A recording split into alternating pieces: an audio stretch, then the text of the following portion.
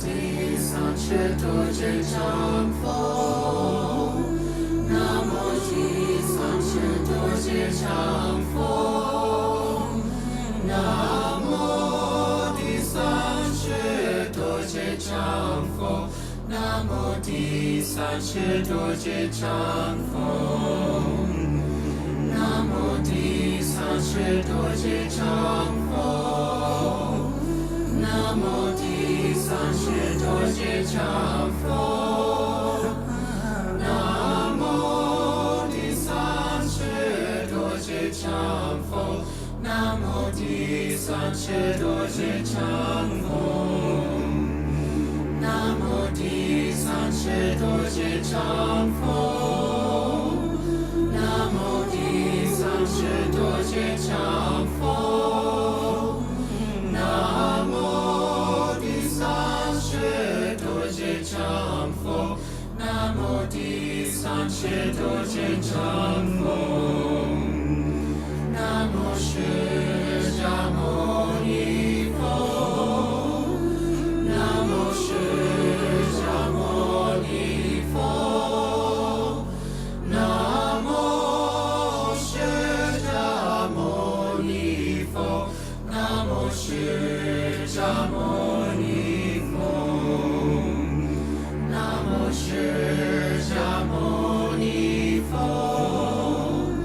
南无释迦牟尼佛，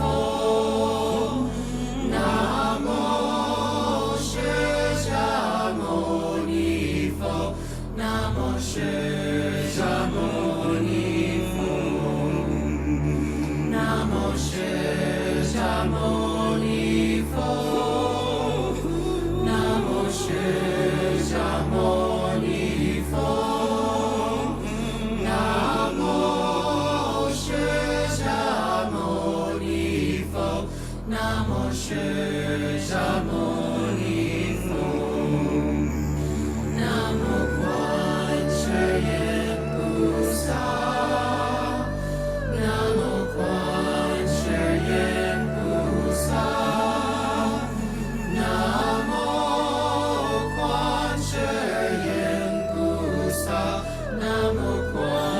世音菩萨，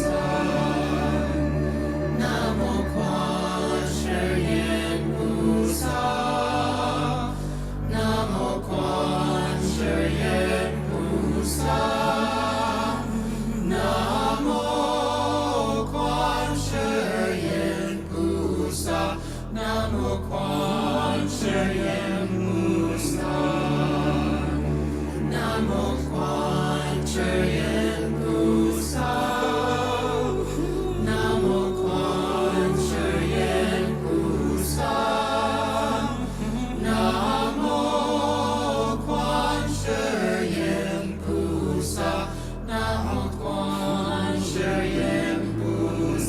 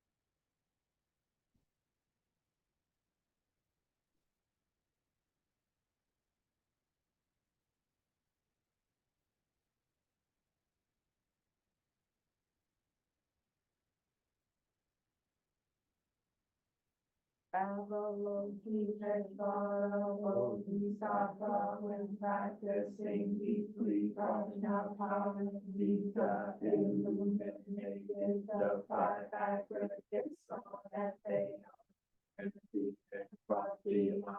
Suffering and adversity, Shari Putra form does not differ from emptiness. Emptiness does not differ from form. Form is emptiness. Emptiness is form. The same is true of feeling, conceptualization, action, and consciousness. Shari Putra, emptiness is the characteristic of all Dhamma. They do not arise or perish, are not defined or pure, do not increase or decrease. Therefore, in emptiness, there is no form, no feeling, conceptualization, action, or consciousness, no eyes, ears, no tongue, body, or mind, no form, sounds, no taste, touches, or objects of mind, no realm of eyes up to and including no realm of mind consciousness, no avijja, and also no ending of avijja, up to and including no aging and death, and also no ending of aging and death, no suffering, no accumulation, no sensation, and no path, no wisdom, also no attainment, with nothing to attain. Therefore, Bodhisattva three,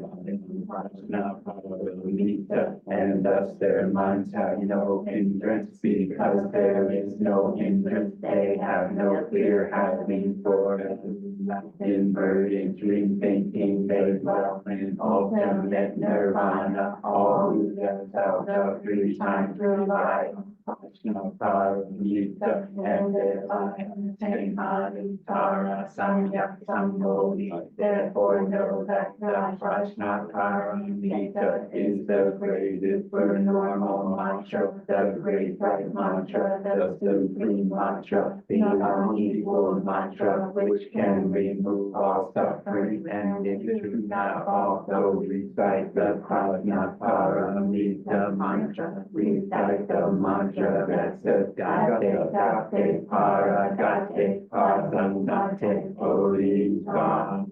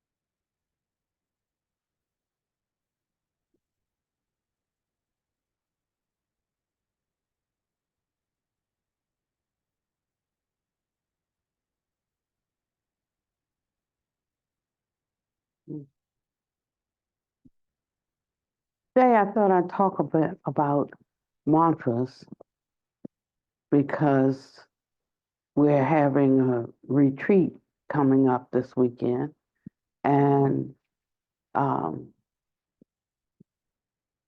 we will be transmitting some mantras, so you should know a little bit about it, right? And of course, I'll go into a lot more detail on Saturday. But I wanted to set up a vibration, if I could, to get us in the zone, in the sphere, so that it'll be easier for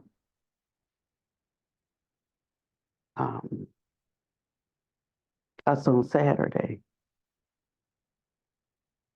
Because much of what we need to learn is not going to come through an intellectual means. There are other faculties and other facilities within this world that are useful for gaining knowledge. The Buddha Master often cautioned us against thinking that all civilizations in the past were primitive. I mean, we can look at some of the things that we're discovering about earlier civilizations, and we're constantly revising our assessment.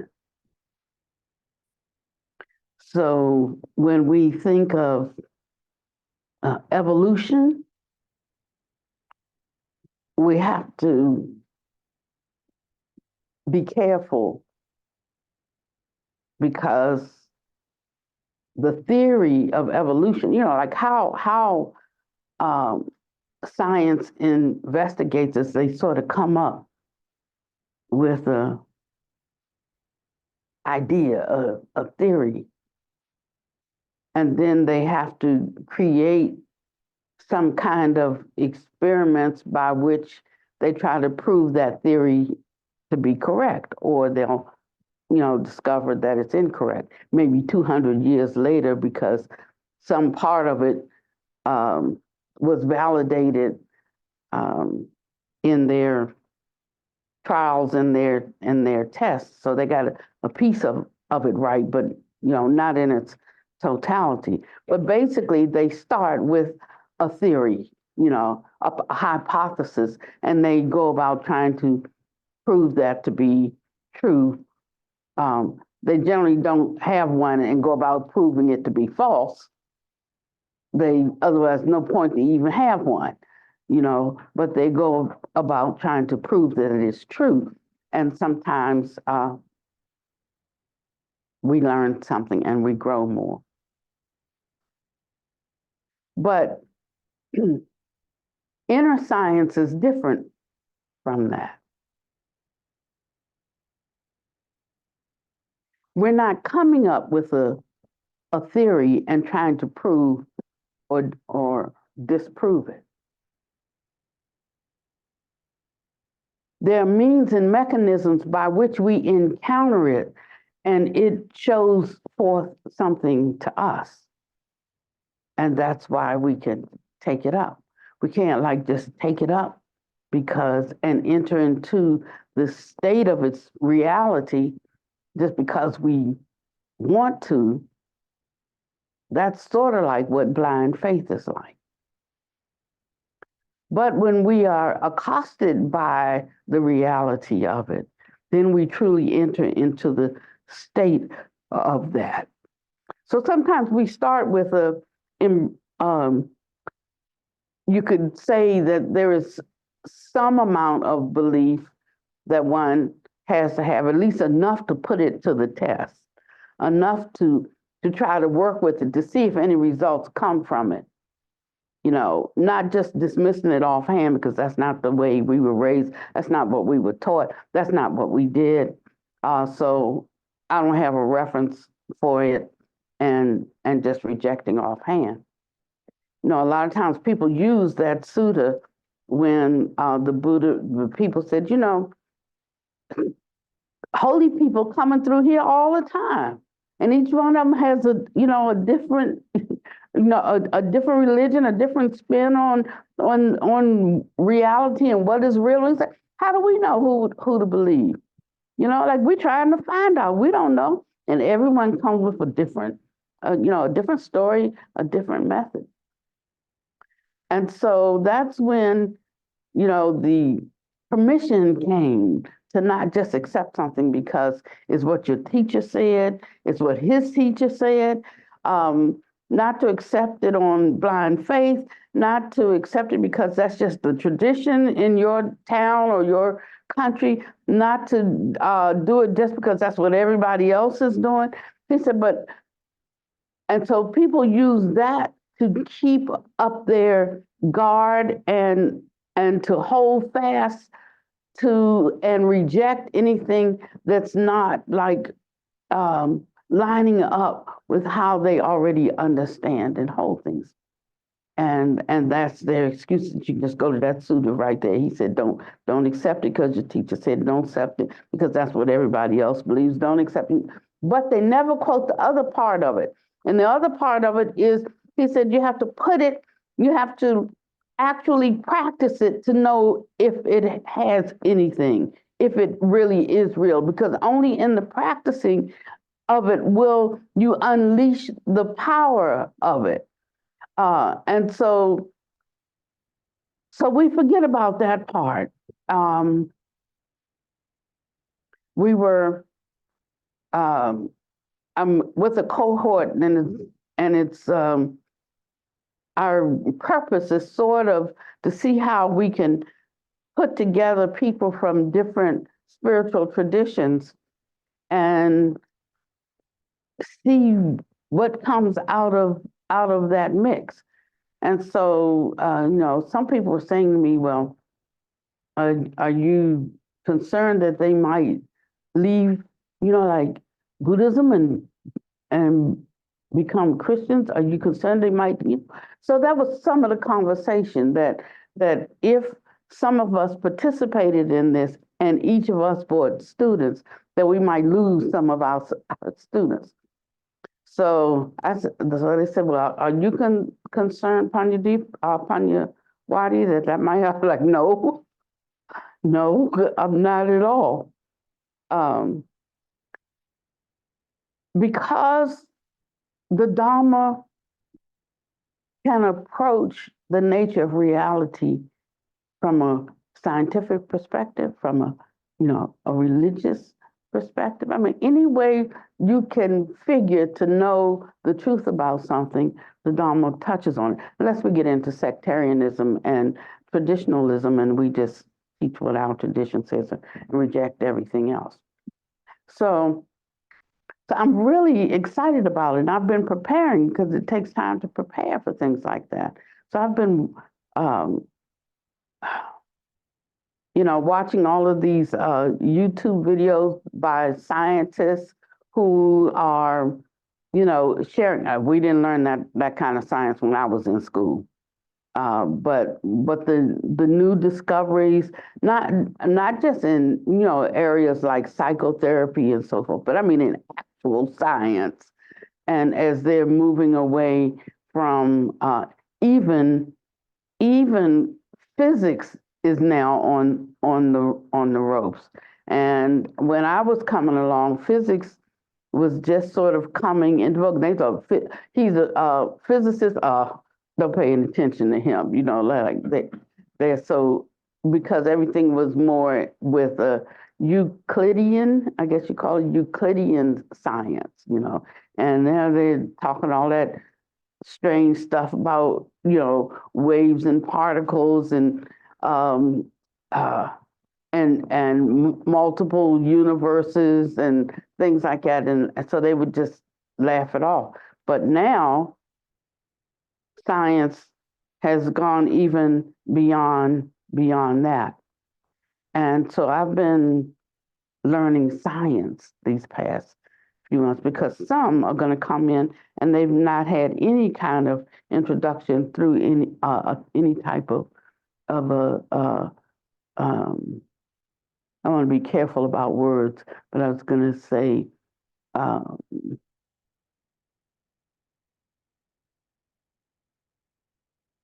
spiritual training, esoteric practices. They don't know anything about that.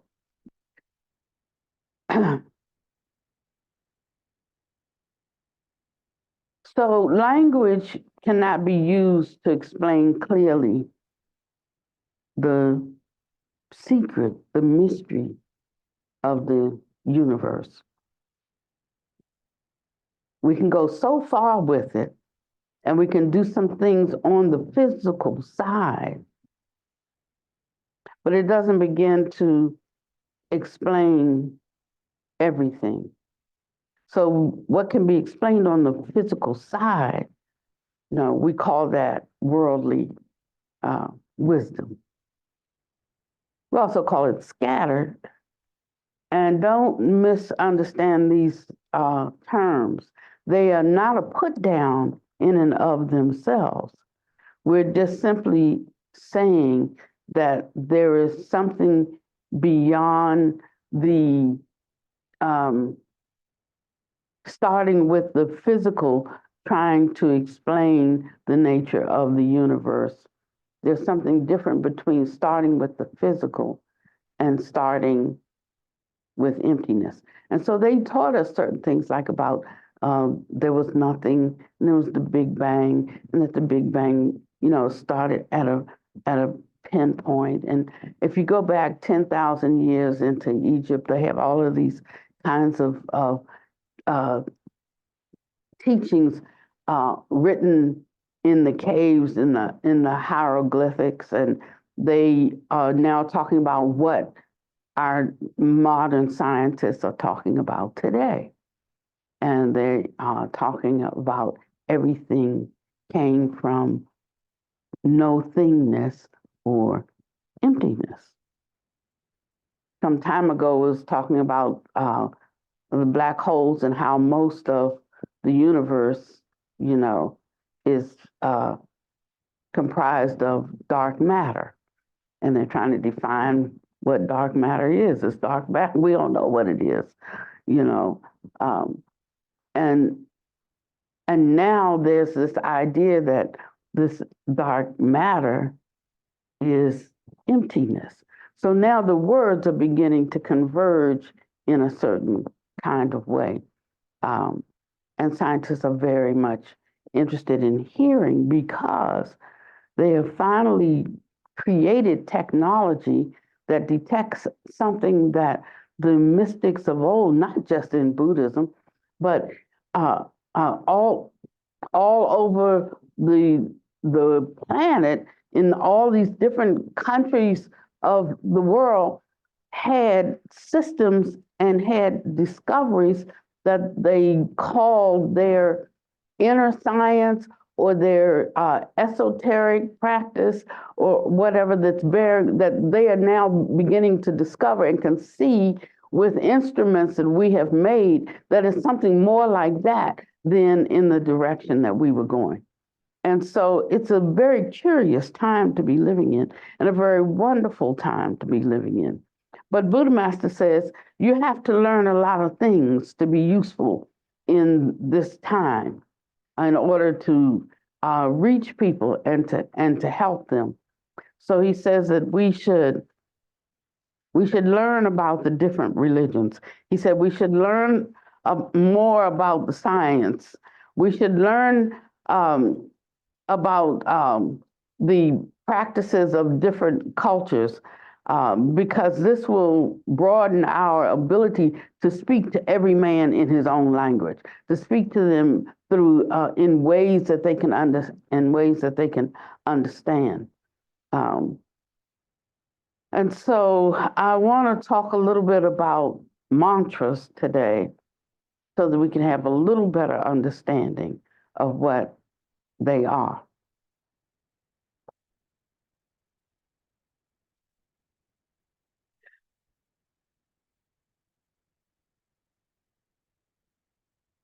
Language cannot be used to explain or to clearly state the power of mantras. Although their meanings are not clear, mantras have tremendously great and unsurpassed empowerment and effectiveness that leads the practitioner towards accomplishment and liberation. Take, for example, people who practice Dumo. What theories or doctrines do they need? They need only to chant the mantra, visualize the seed characters in accord with the Dharma, and by these two means, they develop their internal meridians. There are no theories or doctrines involved on how they generate heat or how they lower their body temperature. There's no reasoning to it at all. However, aren't the results that they attain diametrically contrary to common sense, yet indicative that they have transcended the ordinary? This is wondrous. It is a mystery that common people cannot understand. Prajna and Ta, and so Tumo is a yogic practice whereby you can raise the temperature of your body to 120, 30, 40, 50, 60 degrees. I remember one of my masters that I studied with had trained in the Himalayas, and she had mastered Tumo.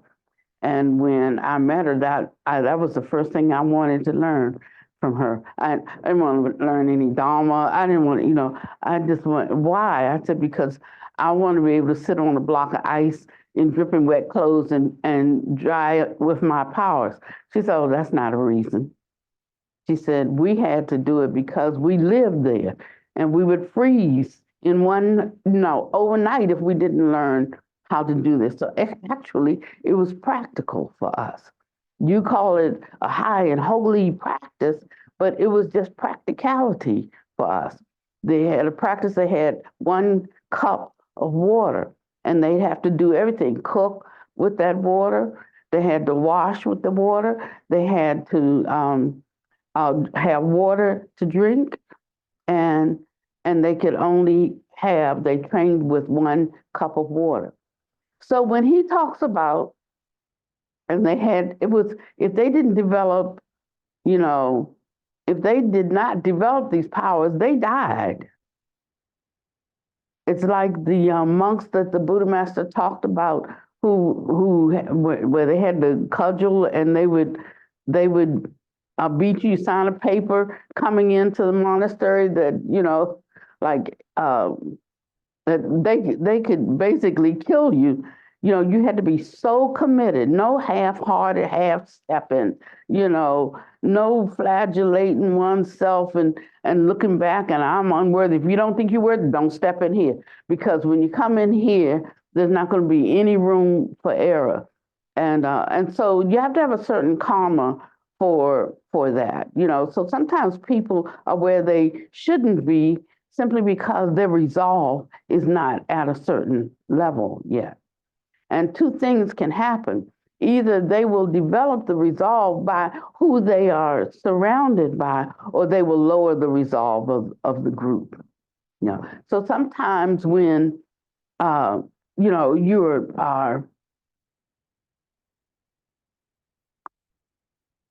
could be in a very wonderful community, a very wonderful sangha or fellowship, but there can be, my master told me it takes 80 sane people to be able to carry 1 crazy person in a monastery.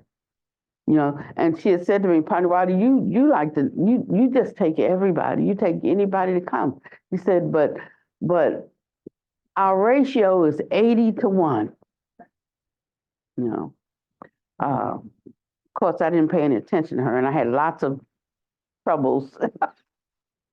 Some people you just have to learn by experience. It's like telling a child don't touch the fire because the fire is hot. Fire burns, and they don't know what hot or burns it means until they put their hand in it themselves. We don't always have to put our hand in the fire.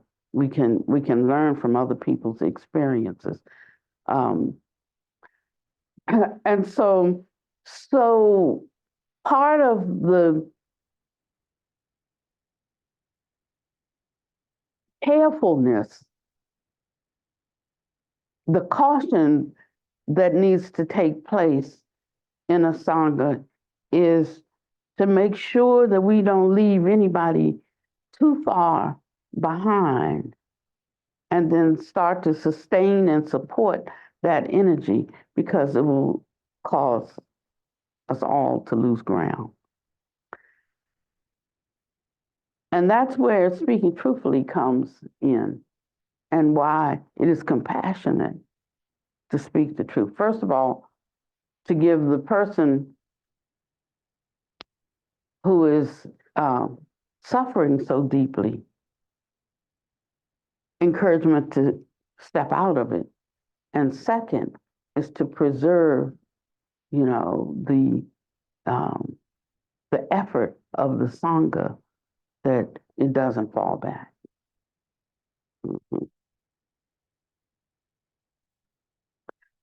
So it says, although the meanings of mantras are not clear, they all have tremendously great and unsurpassed empowerment or effectiveness that leads the practitioner towards accomplishment and liberation. It is a mystery that common people cannot understand. Prajna not only illuminates the emptiness of the 6 ordinary Dharma realms and the 2 vehicles, it also is the only mother or source that bodhisattvas can rely on to realize correct, equal-minded, and perfect enlightenment. Thus, Prajna Paramita is the great supernormal mantra. This passage is telling us that following the Dharma principles imparted, that there is this 4-sentence mantra. 4 sentences are combined into one mantra. That 4-sentence mantra is an expression that has limitlessly mighty supernormal Dharma power. The phrase limitless mighty supernormal power means that the power produced by this mantra cannot be obstructed. That is why many Vajra beings in the Buddha Dharma appear with mighty supernormal dignity. Take, for example, the name Yamantaka Vajra. That name uses the words greatly, mighty, and virtuous. That Vajra being not only has might, but has virtue. Common people cannot enjoy the honor of a name that denotes such might. Yamantaka Vajra uses his might upon evil beings and bestows his virtue upon good beings. He utilizes both might and virtue in order to make living beings achieve perfect good fortune and wisdom and realize the fruit of enlightenment. Now, I'm talking about this because there are going to be some choices on Saturday of beings whose mantra you can receive. And it's really good to enter into the qualities of that mantra, one at a time, taking on that quality for yourself and perfecting that in you. So sometimes we have an affinity for one kind of quality, but it's not the one we need. It's the one that makes me feel warm and fuzzy, makes me feel safe or known or loved. And that's okay for the one who is abiding and needing that capacity of feeling safe, seen, felt, and loved. But it is a matter of what you want to accomplish is what should be considered when one is taking up certain mantras and receiving a yidam practice. These great supernormal powers are the powers of prajna. Now, do we have prajna now? It's obscure, but we have it. It's obscured, but we have it. Yeah. So when we are utilizing a mantra that's sort of like a method or an access, something that allows us to access and reflect back that quality or capacity that we already have, but is dormant or we cannot see it, we don't have that mirror-like wisdom, then its purpose is to help us see that, right? So we have to know where we're headed, and we have to know what we're looking for, what it is we are trying to cultivate and develop and choose accordingly. A practitioner on the Bodhisattva path who has departed from prajna cannot become liberated and cannot become a bodhisattva. Only by relying on prajna can bodhisattvas realize correct, equal-minded, perfect enlightenment. Thus, prajna is the mother that gives birth to bodhisattvas.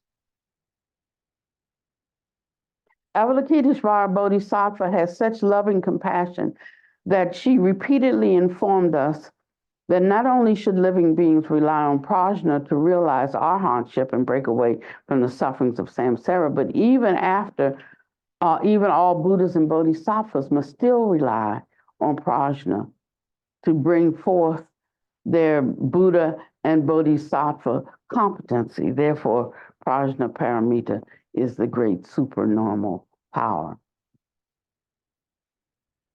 Here, the word supernormal refers to a miraculous change into something different, into something limitless, into something that is unfathomably marvelous. The word mantra has the meaning of dharani, or true words.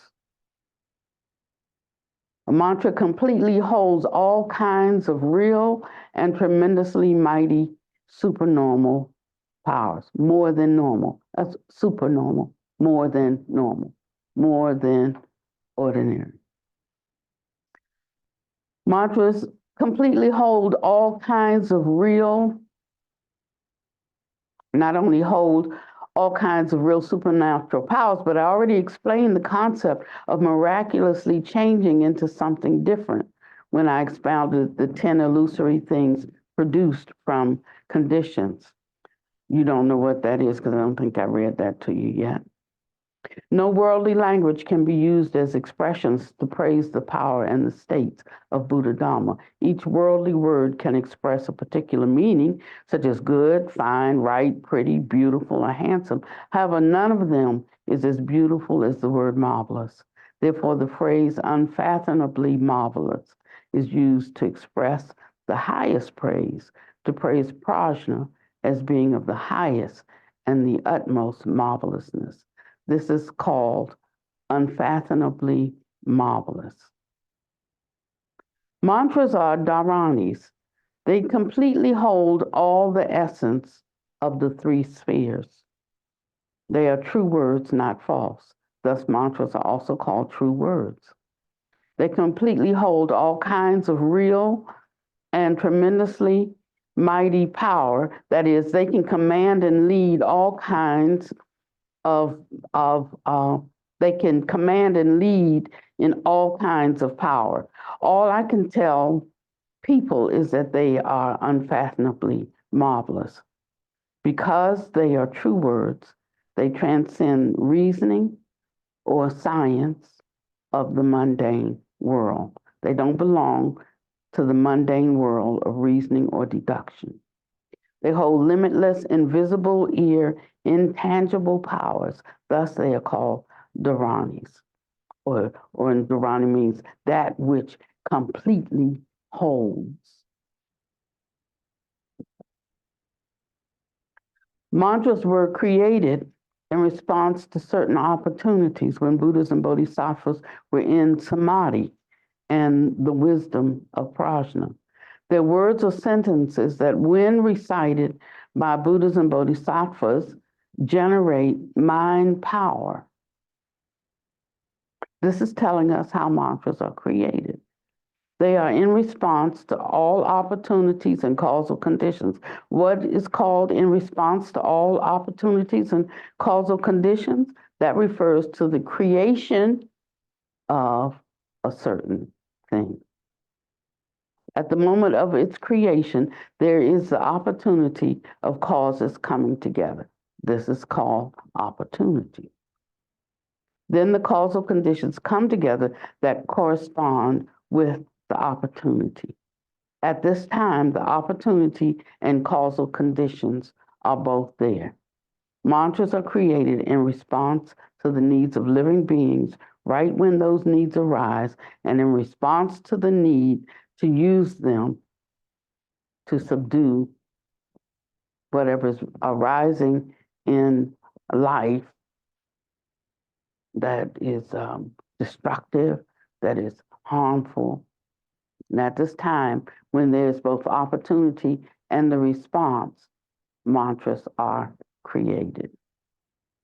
The creation of mantras that I'm explaining here takes place when there is a response that occurs when Buddhas and Bodhisattvas are in the samadhi and wisdom of prajna. They are words or sentences that, when recited by Buddhas or Bodhisattvas, generate mind power from their thoughts. The last couple of sentences I just said, I know are very difficult to understand. They're telling us the following. The occasion can be when Buddhas and Bodhisattvas are inside the three spheres or outside the three spheres, neither inside nor outside the three spheres, and when they are abiding in the ultimate truth of prajna while in samadhi of non-abiding. Perhaps they're taking pity upon a living being, or they're subduing a demon anywhere in the world. At this time, Buddhas and Bodhisattvas will instantly transform their three karmas into the three mysteries. And after that transformation into the three mysteries, certain energetic sounds are immediately created. These energetic sounds might burst out like shwa, shwa, shwa, shwa, pili, pala, with each type of sound being different. These sounds gather together to form sentences, and these combinations of sounds into sentences become mantras. So look at what's being said here. There is an action taking place to support the needs of living beings. So when a mantra comes forth, and that's why they're transmitted, when a mantra is transmitted, it is one that has come through the agency of a Buddha or Bodhisattva, and it's passed down in that way because it is an activating power, sound, frequency, vibration that, when given breath or wind, W-I-N-D, when it is uttered, so it's on our lips, it activates the power that has been stored in it by the holy beings. So it's not so much of us just chanting some mantras, chanting some strange sounding words, but these are actually instruments of power that, when we take them up with an understanding of what they do, and we have the corresponding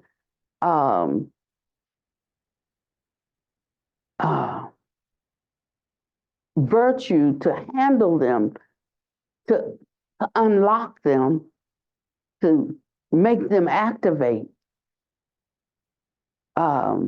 That's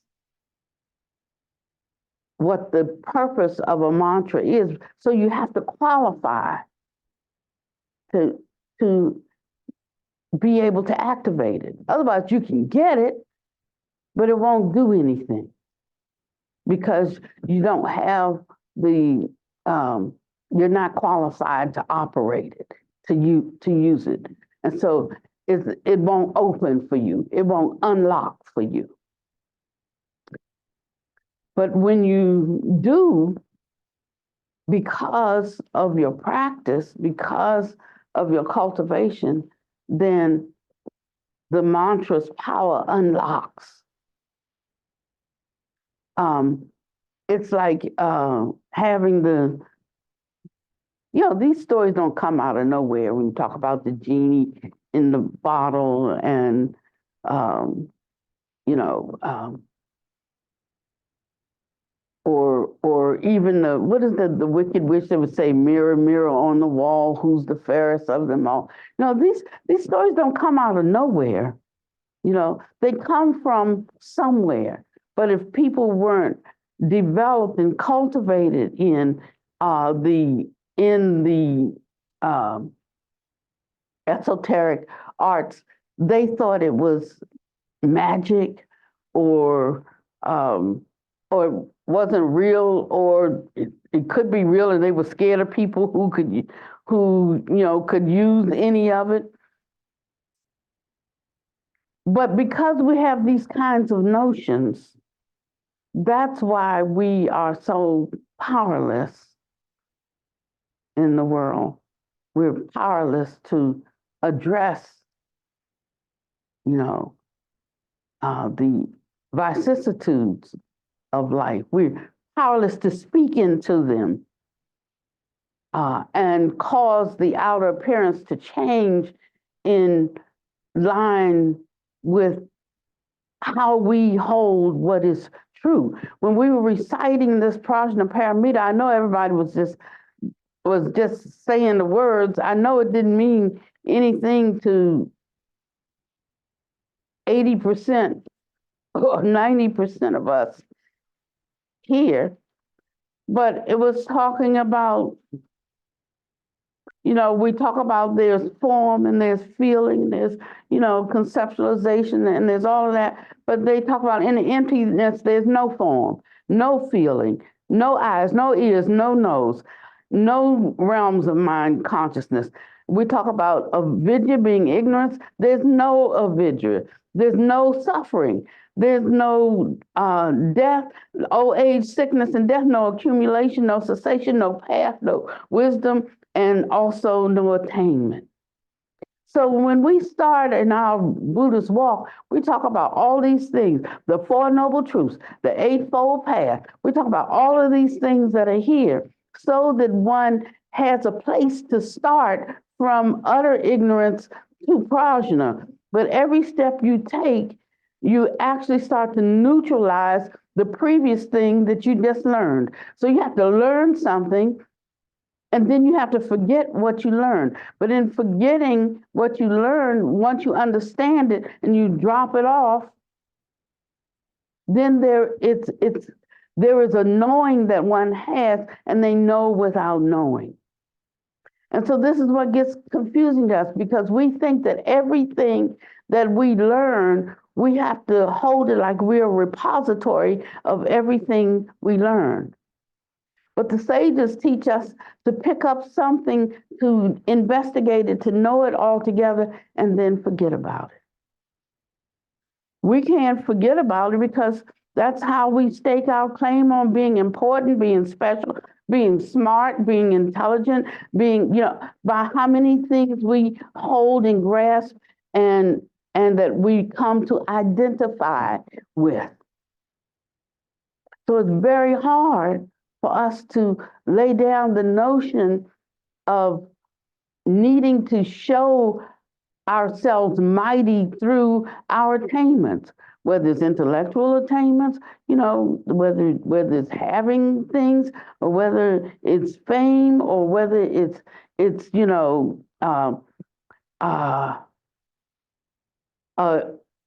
having a talent. And we get most artists are the most fearful and neurotic people you'll ever want to meet, because they're so attached to their art.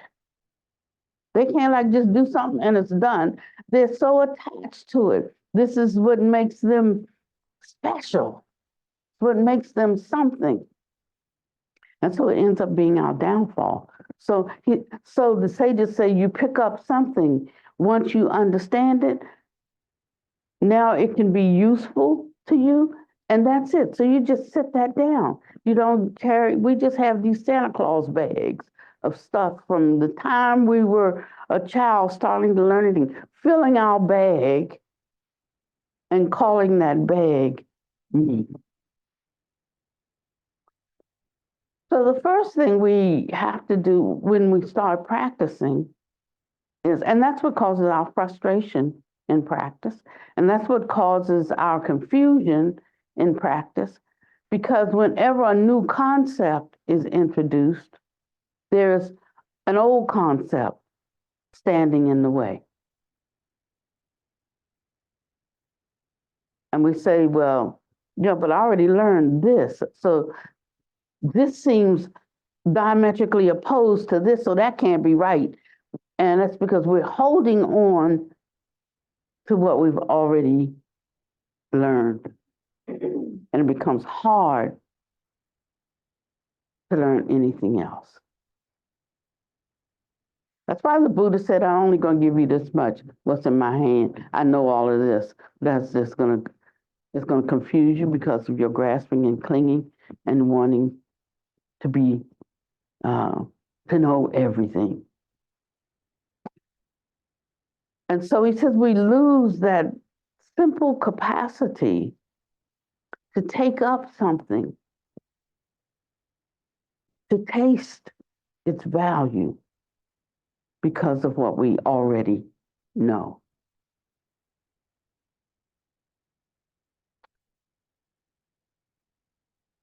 If I'm talking to an ordinary Buddhist, not y'all, but an ordinary Buddhist, I'm going to talk about the Four Noble Truths.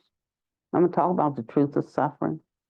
Suffering has a cause, and whatever has a cause has a cure, and it's the Noble Eightfold Path. So then I'm going to go into the Eightfold Path.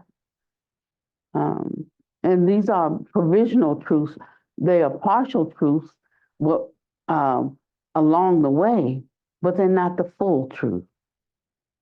To get to the full truth, once you've understood the partial truth, then one has to put that down to encounter the full truth. And that's what becomes so difficult for us.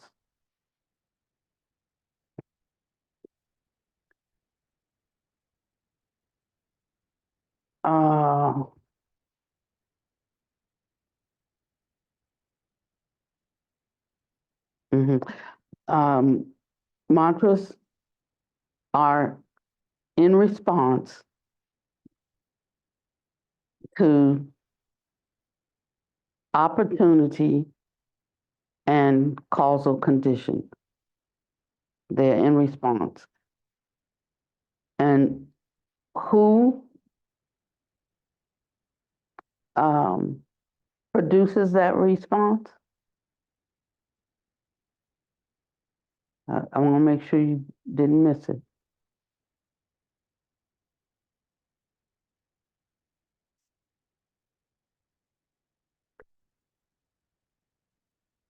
Mantra refers to creation of a certain thing, opportunity, and causes coming together.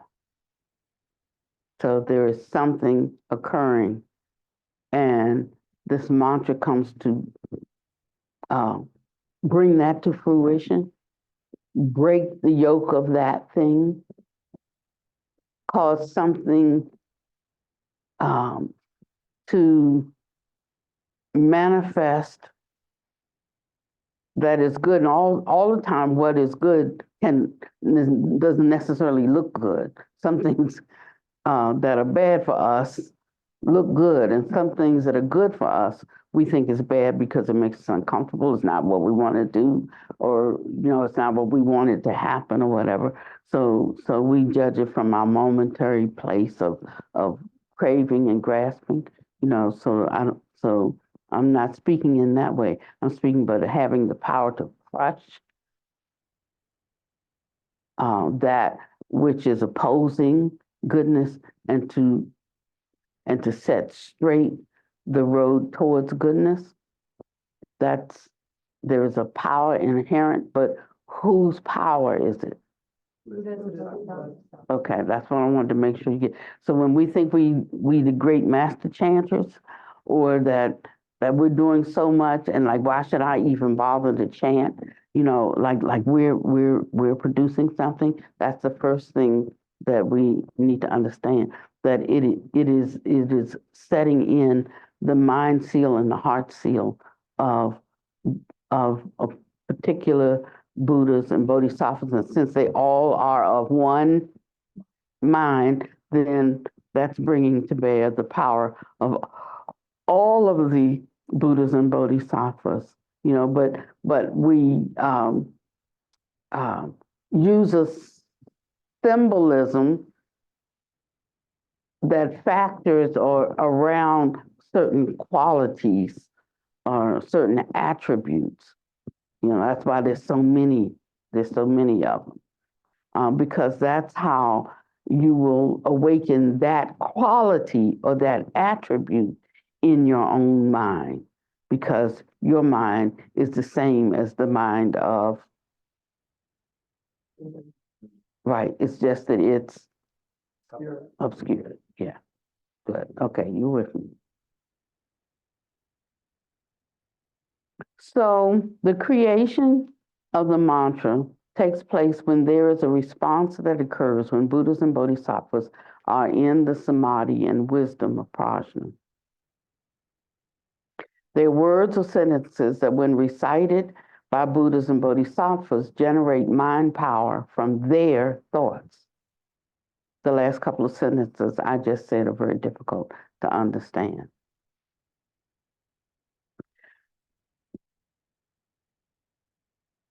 Perhaps they're taking pity upon living beings anywhere in the world. And at this time, Buddhas and Bodhisattvas will instantly transform their three karmas into the three mysteries. After that transformation into the three mysteries, certain energetic sounds are immediately created. These sounds form sentences, and the combinations of sounds into sentences form mantras. It's just like when we play an audio tape recorder. When playing a tape, you press this key and the recorder will emit sound. When rewinding the tape, you also press a key and the recorder will emit the sound of rewinding. Pressing a key is like the moment of responding to an opportunity. The time of the rewinding sound is exactly like the time of producing a mantra. The time of playing a tape is like the time of emitting the mantra's power. This is only a small, simple analogy. It's not necessarily fitting, but it can be helpful. That is, the creation of a mantra also entails that it has the power to produce effects.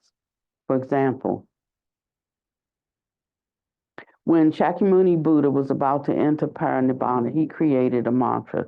That mantra is called the Guhya Samaja Vajra Supernormal Mantra. This mantra was specifically used to subdue Brahma. This is because Brahma was, a god in the Brahma heavens. Brahma was very arrogant. He felt honor in being arrogant, and that was how he was enjoying his lifespan.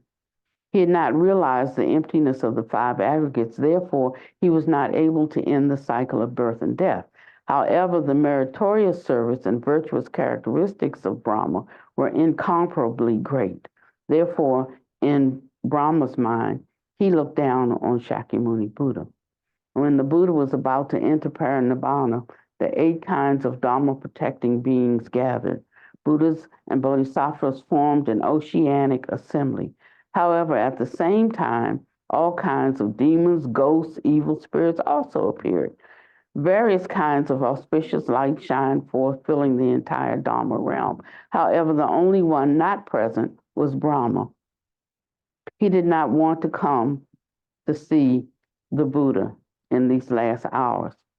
Many bodhisattvas felt that this profaned the Buddha, so they organized and gathered a contingent to capture him and bring him to justice so as to restore order and discipline and establish true Buddha Dharma. When a group consisting of Kshitigarbha and others rode their supernormal powers to the land of the Brahman heaven, they were not able to find Brahma, so they turned back.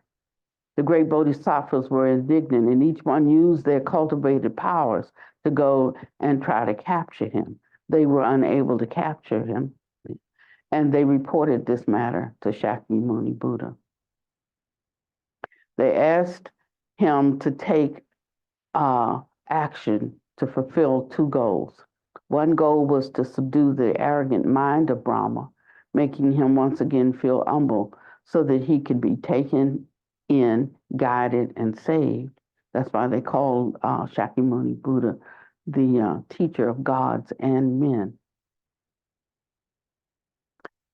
One goal was to subdue him and help him feel humble once again so that he could also be saved. The second goal was to demonstrate the power of the Buddha Dharma, thereby telling all Savakas and Pachika Buddhas of the two vehicles and all bodhisattvas at the first bodhisattva stage or higher that they should progress to higher levels, all the way to unimpeded perfection, to state of perfection enlightenment. There's Anyuttara Samyak Sambodhi.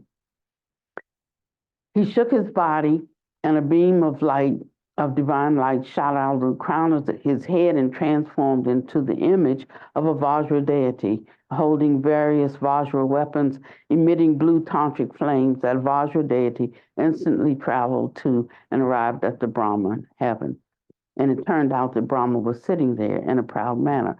So these other bodhisattvas and the different holy beings that gathered and filled the Dharma realms when Shakyamuni Buddha was dying, they did not have the power to not only to not subdue the god Brahma, but to even find him.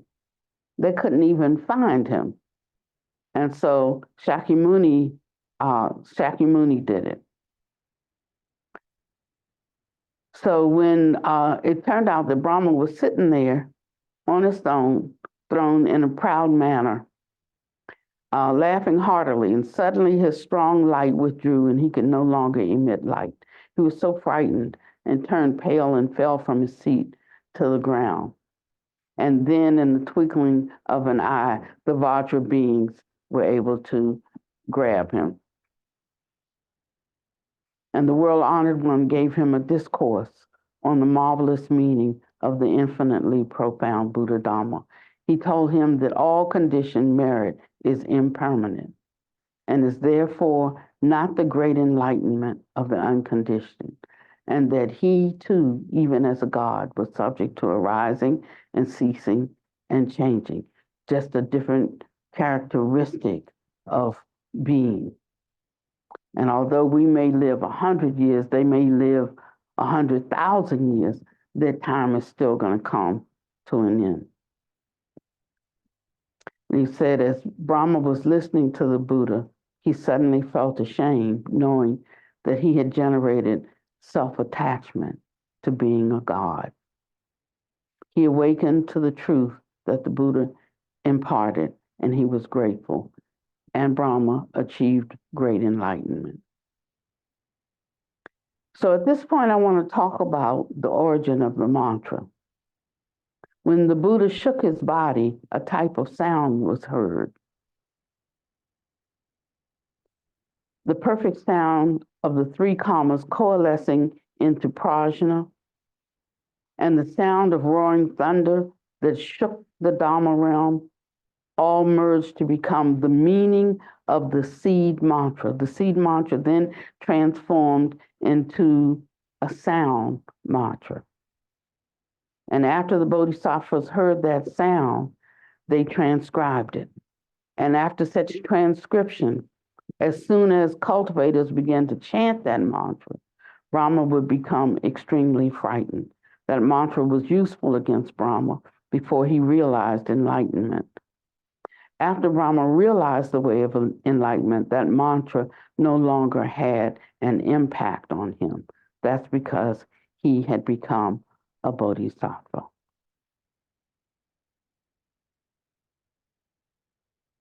What kind of being is Brahma? Brahma is amazing. One way to put it is that the four heavenly kings obey the commands of the Jade Emperor. The Jade Emperor obeys the command of Brahma.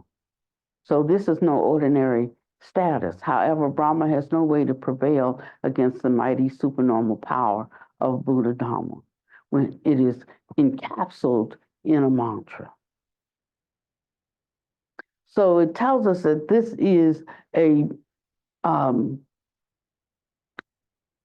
unworldly, non-ordinary tool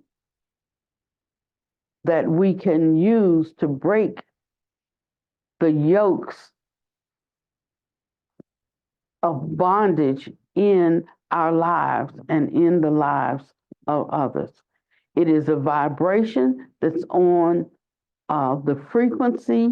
And so you can't like just make up mantras. I'm going to tell you the truth, and I'm confessing this.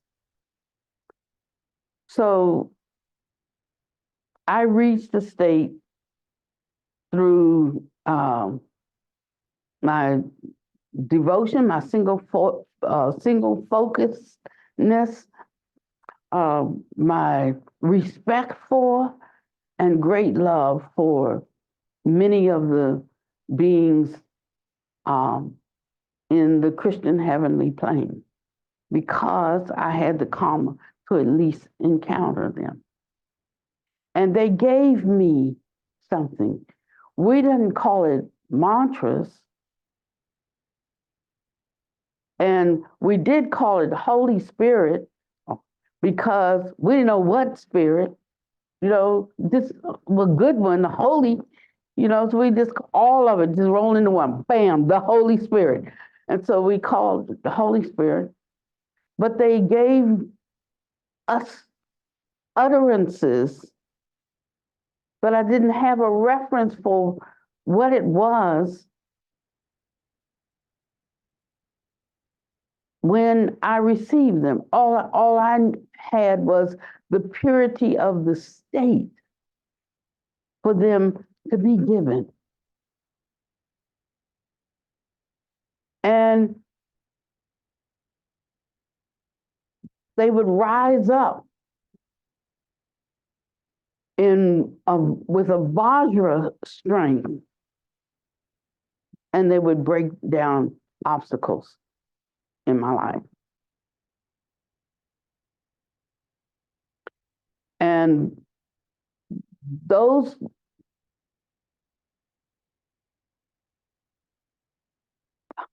I'll just sort of call them Christian mantras are still with me today.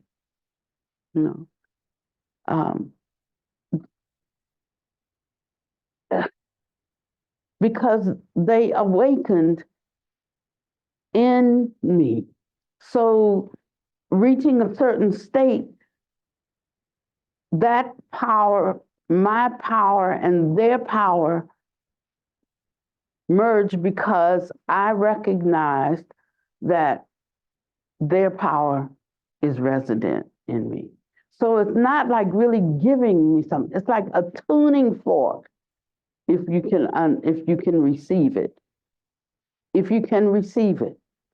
It's like a tuning fork. And when you strike that fork, the strings can line up to that vibration.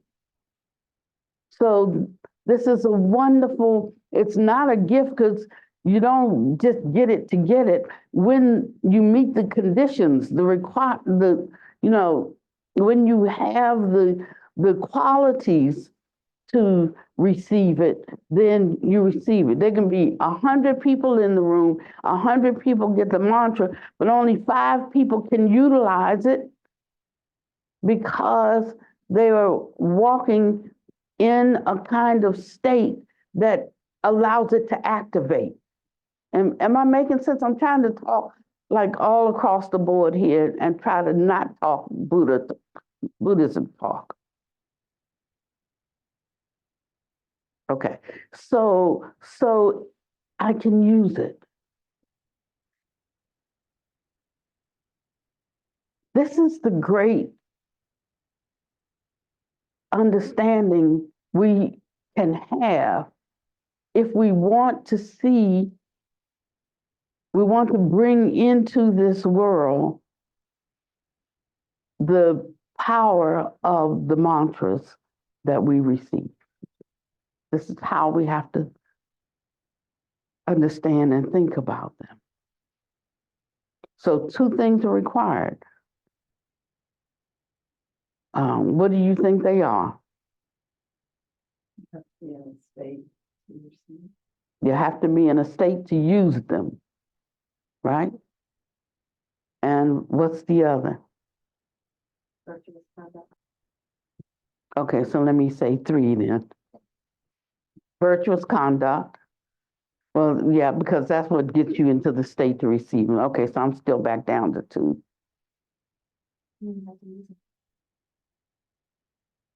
Well, now I'm back up to 3. She said you have to use them. You know, that's very true, sister. Okay, and what's the other thing? The most important thing? Bodhicitta. No. Well, yeah, but that's not where I'm headed right now. I'm talking about what I'll just tell you. That it's not just us saying some words, right? But this is the power of the Buddhas and the Bodhisattvas coming to bear on bringing the convergence of opportunity to combat a condition in the world. So the condition exists. There's opportunity means creating a way of escape, creating the possibility for something else to happen, to shift that condition, right? And that comes from the support of the who? The Buddhas and the Bodhisattvas, right? Okay, so now the tradition, although we say we are not of any particular sect, part of the shortcut, I could say, that is offered through our methods is that this is the tradition of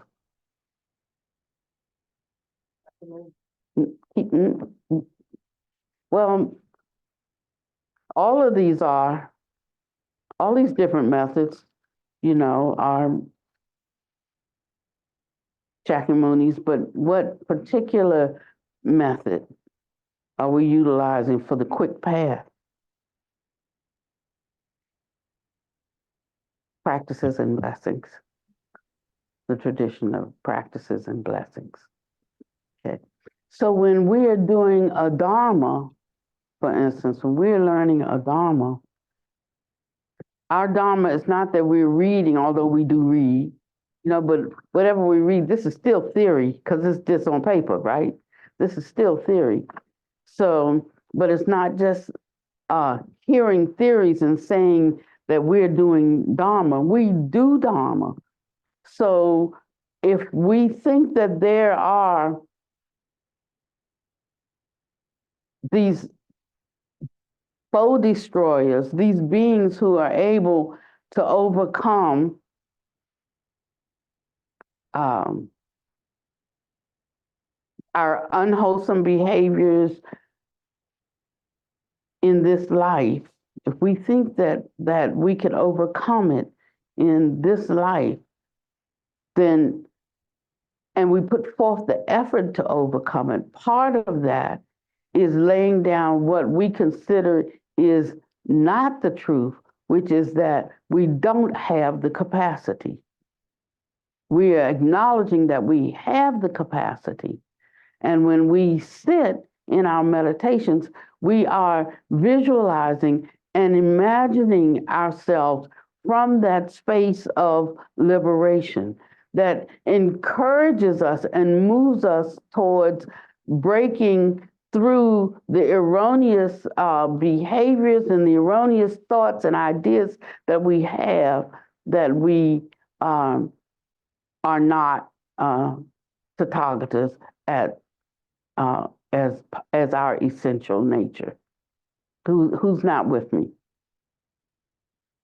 No, okay. So this whole year, we've been talking about our true nature being the same as that of a Buddha, right? That we possess the Buddha nature, and that we're trying to figure out how to uncover all these obscurations. And so we go through these practices of body, of speech, of mind, of thinking, replacing negative thoughts with wholesome thoughts, replacing negative actions with positive actions, of making restitution and apology, of changing our deluded character as we bit by bit strip off those layers of the hindrances that have been with us since beginningless time. So as we're laying aside our ignorance and looking more, because we're hearing that we possess the same nature, right? And at some point, our thinking should begin to shift in that direction, not in an egotistical way, but in a like that's just the truth of the matter kind of way, right? And the more we see that part of us, the more of that what is false begins to fall away. And then I found out I don't have to do these kinds of things. I can be more considerate. Because that's part of my essential nature. So that's what we're doing to create the conditions for us to find the favor to encounter the teachings and the explanations of the teachings so that we can receive the teachings, take them up, and actually do them so that they can produce their effects in our lives. If we don't do these things, they will not be of any benefit. So it's not just a matter of receiving an initiation and receiving a mantra, it's about employing the mantra. And along with monitoring and improving one's bodily behavior, and then looking, that's the experiment. The Buddha said, this is the laboratory right here. So that's the experiment. And then you see what happens. And when things start happening, you could care less whether anybody believed you, whether anybody else does it, whether, it won't matter to you, because you will have put it to the test yourself and you'll know the efficacy of it. And anybody who would try to tell you that it doesn't work is someone who doesn't know. And when I say who doesn't know, that's not like just a put on. They're only telling you what their belief is based on not having put it to the test themselves and brought forth the fruit of the practice, you see. So that's what I want to say to you. Don't make this one more thing like one more book. I'm not buying any more books, because I buy books and I say, oh yeah, I wanted this book and I'm going to read it in a couple of days. Book's still on the shelf. I mean, I've got hundreds of books and have given away thousands of books, and I'll still buy a book because I read a little excerpt and it's like good, and like, yeah, I want to get more into that, or I just love the way it's spoken. It draws me, like chocolate, like a dessert. And so I'll just buy a book and then I put the book up on the shelf. And anybody say, oh, have you, there's this book out by, oh yeah, I got that one. Oh, I got that one. You can just rattle off the books that you have. Yeah, it's something like that. And so what you will find happens is you start being opened up to the presence. You could call it the energy of these beings, but I just call it the presence of these beings. Now, we carry a certain presence. And if we step in a different Dharma home and it's different people there, they will have a different presence than we have, right? It's not inferior or superior, just different. And the more you begin to line up in energetically or vibrationally with the group of holy beings whose virtues you desire to bring forth in yourself, because they can come forth, because the seed is already there. If the seed went there, there'd be no way to bring it forth. But the seed's already there, so it can come forth, but it comes forth through association. So now this is not worship in the way some of us may have been introduced to relationship. I don't mind saying worship because I understand what worship is. Worship means I ascribe worth. So I don't feel in any way, I mean, it's my honor to bend my head or to bend my knee in the presence of such greatness. Actually, it's difficult to actually hold your head up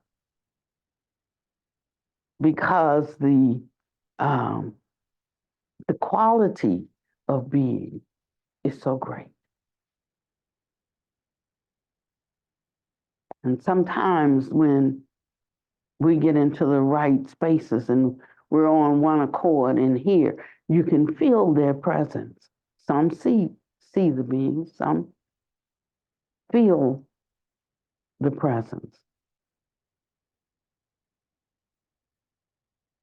Not only can mantras take you there, but music is very powerful. It could take you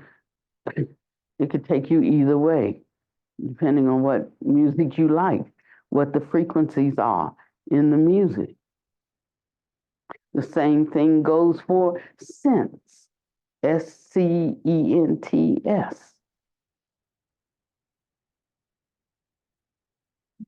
So through our sense gates, we really can be aware of the presence of these beings and know that they not only are real, but they come to our aid, not because we beg them to, but because it's their own vow to come and aid and support us, and to help create for us the conditions that allow us to do our work. Now, somebody might ask, well, are they real or are they just imagined? So that would get back to the question, are we real or are we imagined? We talk about emptiness at the core of our being, emptiness at the core of their being. So you could say they are real and they're imagined. Because it takes your mind to conjure them up for you. They can be real to me, but if they're not real to you, they're not real to you. They're not real. And so that's why the Buddha says we shouldn't cling so tightly to this notion of something being empty, or being solidly, concretely there. We have to live in the realm of illusion. And if you can do that, if you can successfully, step onto that ground where things can be this and that, neither this nor that, then that's how you slip through the gap, through the thin places, and move into the various dimensions. Not yet.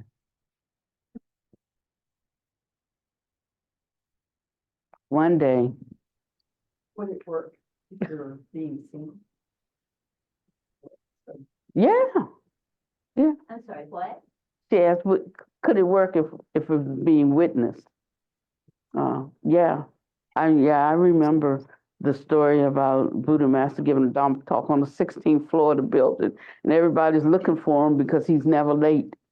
And they're all sitting in the room, and nobody can find him. And then you see a leg coming in through the window on the 16th floor. And he said, I had some business to take care of someplace else.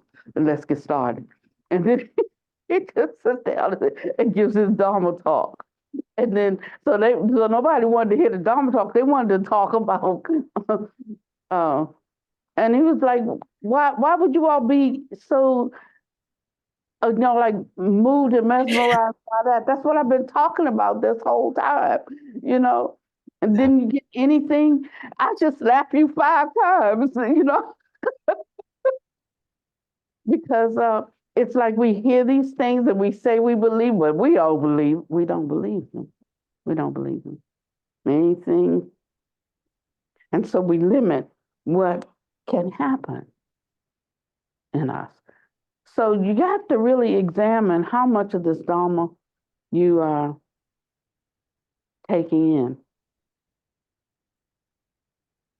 It says it's true that the Buddha Dharma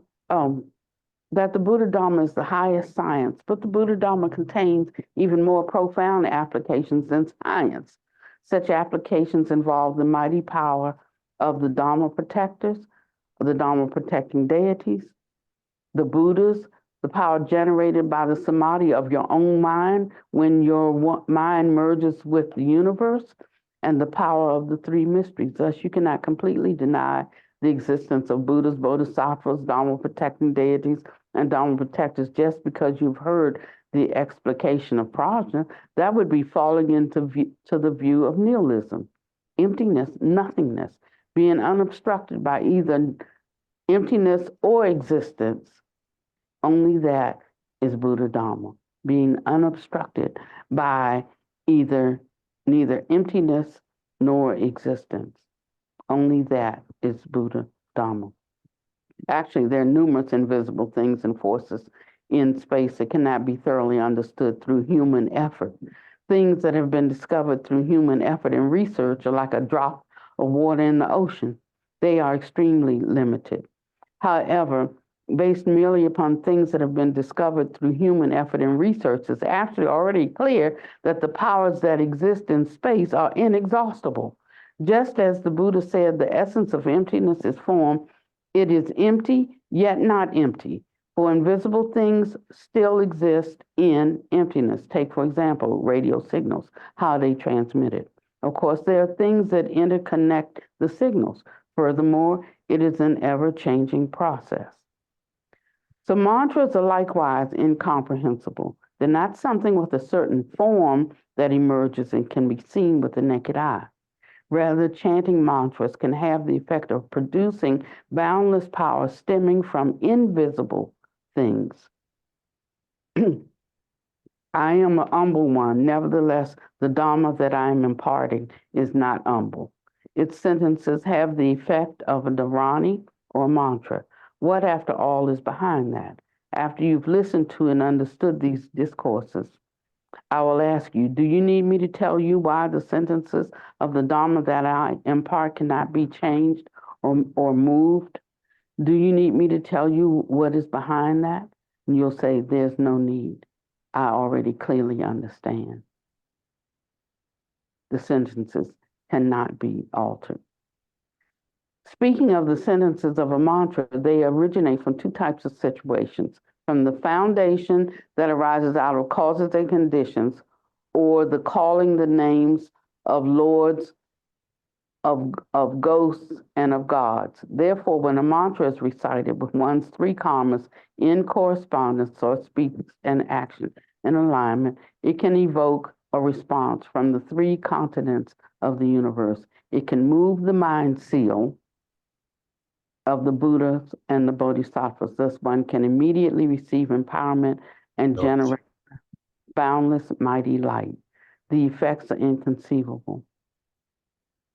Everything is resolved in response to the sound of the right mantra.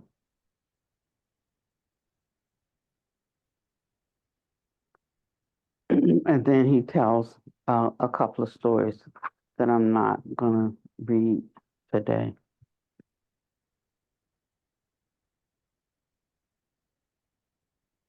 So mantras then are the crystallization of the merit of prajna.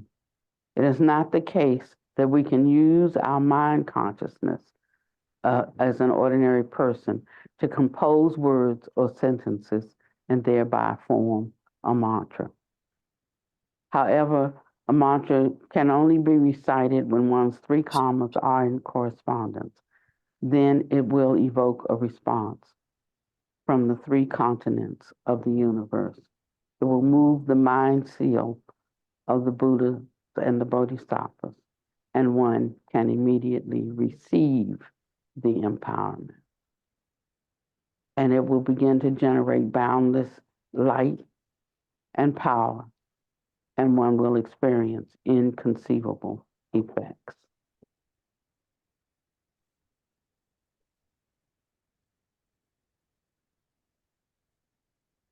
There are many, many mudras. Every mudra has a corresponding mantra. In short, every mantra has a corresponding mudra. So sometimes, besides hand mudras, there are body mudras and foot mudras.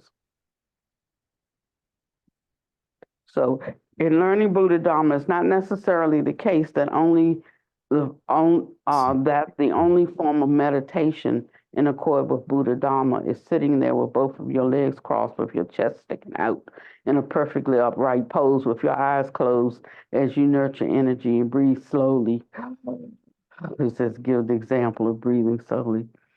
If you knew these dharmas, you would have complete and flawless understanding of their marvelousness. For example, in some sitting poses, you're unable to enter samadhi. However, if you switch to another sitting pose, your stray thoughts instantly vanish. No matter what, your body karma must form a mudra, and your speech karma must chant speech sounds. The speech sounds must be monotone and utterly one after another like a string of beads. You need to have a master teach you these three kinds of chanting: Bodhi chanting, Vajra chanting, and Samaya chanting. When Vajra chanting, one must chant with loud and clear, expressing majestic Vajra power. With Bodhi chanting, one must chant compassionately, with the mind of a tender mother who loves her children. With Samaya chanting, one must visualize and chant outside one's body. It is not chanted inside one's body or by use of one's mouth. Rather, the sounds are chanted from merging the language of the universe and your own Dharma form. This method of chanting is established on the foundation of Vajra chanting and Bodhi chanting. And if you can't enter jhana, you'll be unable to abide in the state of samaya. And as a result, you'll be unable to chant a mantra in that way. Thus, there must be prior cause. Only then can there be the subsequent effect. The foundation must be laid. Wow. I'll continue with this exposition of the Dharma at this time. That is, you know the mantra. You apply your speech mantra, body karma, speech karma, body karma, mind karma through the practice of visualization. Thus, everything will be resolved in response to the sound of the mantra.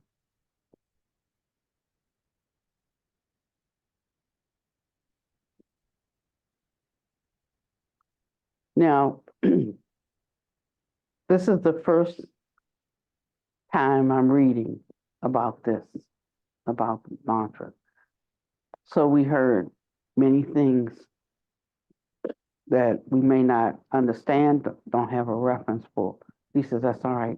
I'm inculcating the mind. It's like the seeds of understanding come from the hearing. And so I just wanted you to listen. I started to say, let's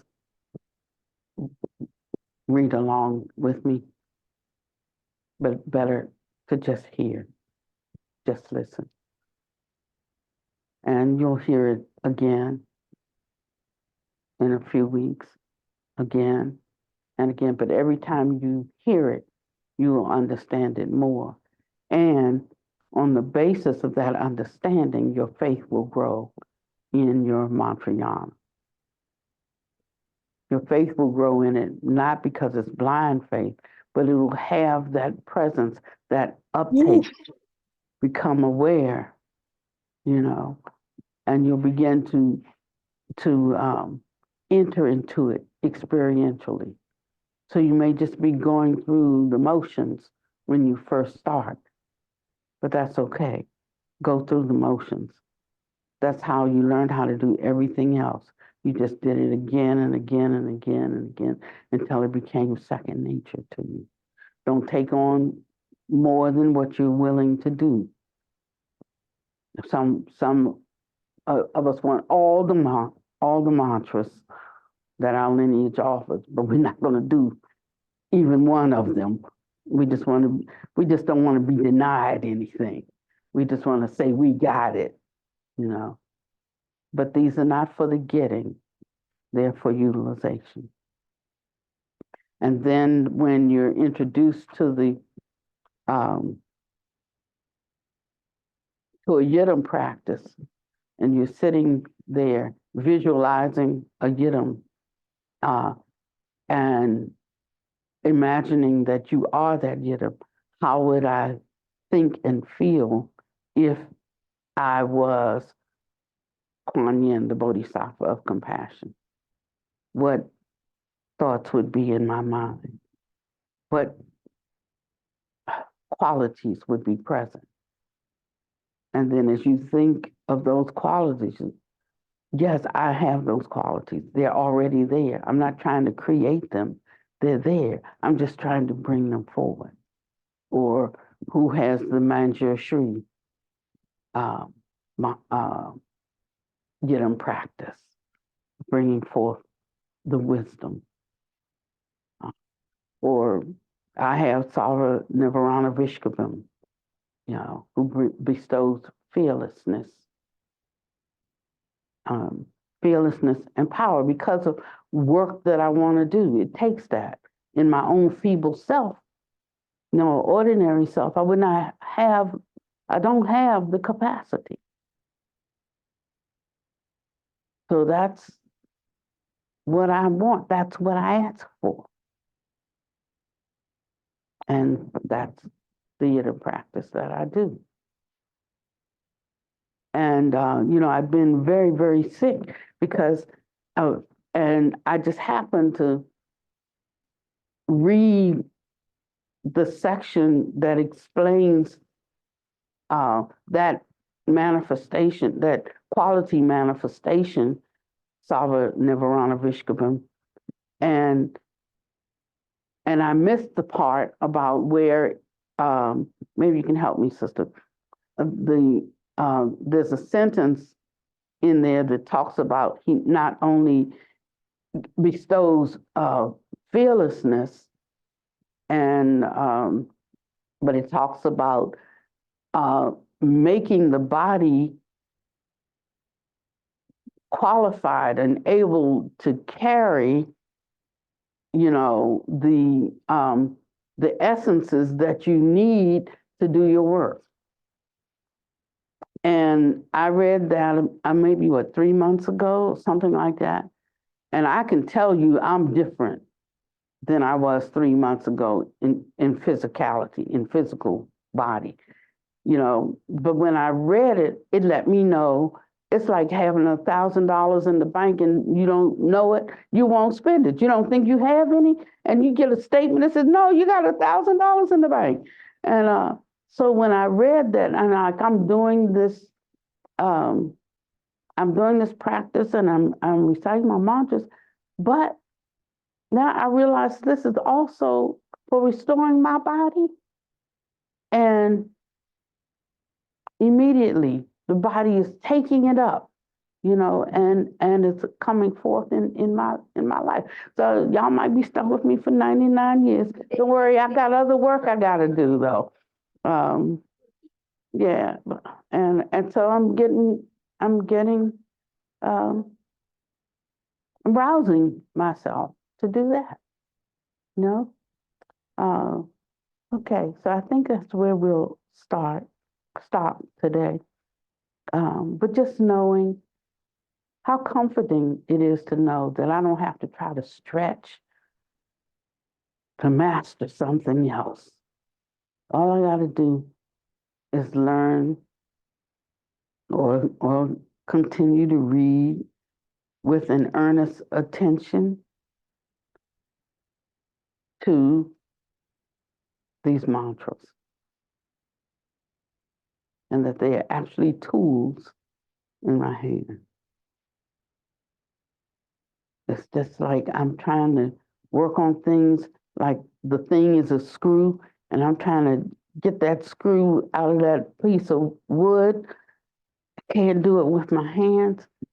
The mantra is like a screwdriver.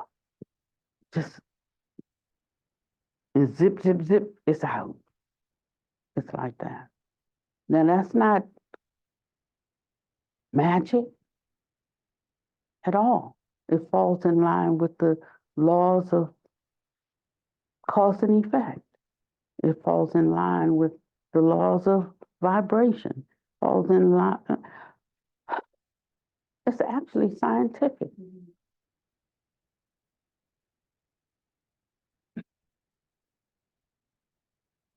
So I feel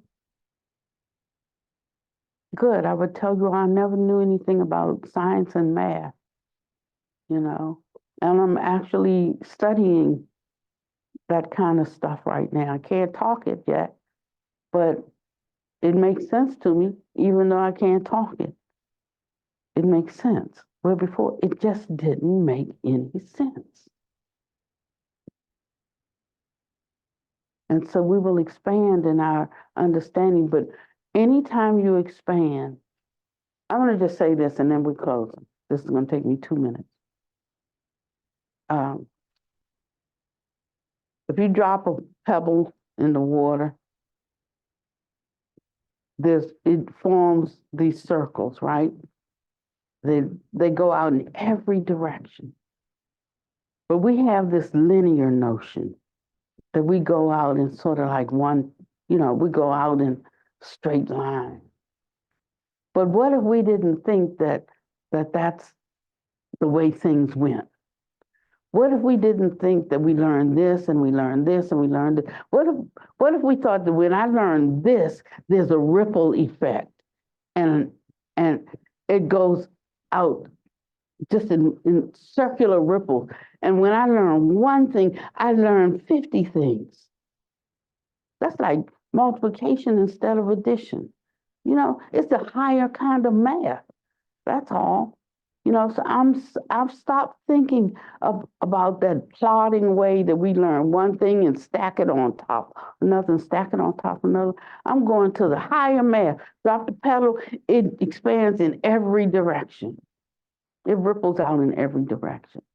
Then we can get a lot more accomplished in a lot less time, couldn't we? Yeah, I might have enough time to finish my work if I understood, that kind of math.